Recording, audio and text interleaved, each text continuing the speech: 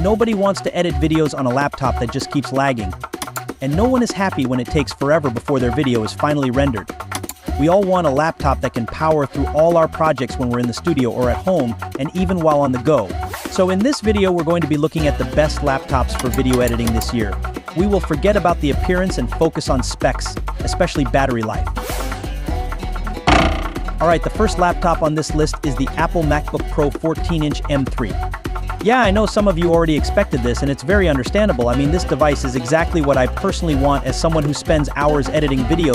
I'm not really into MacBooks as I've been using Windows all my life.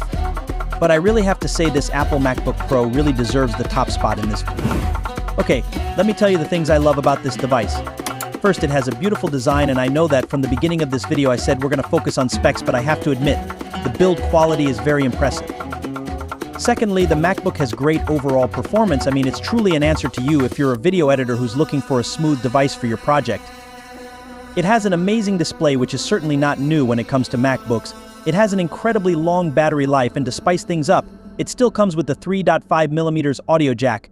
That's truly impressive. So what are the things that I don't like so much about this MacBook? First, I gotta say the price is a big setback. Yeah, I understand that great devices always come at a higher price, but a little can be done to lower that price tag, honestly. I mean, come on, this is very expensive and might just remain a dream device for many video editors out there. Aside from that, I noticed that it gets noisy after some time, especially when working on heavy projects, so I'm gonna leave that here as one of the cons. I already talked about the price of this MacBook, and some of you might already be asking, how much is it?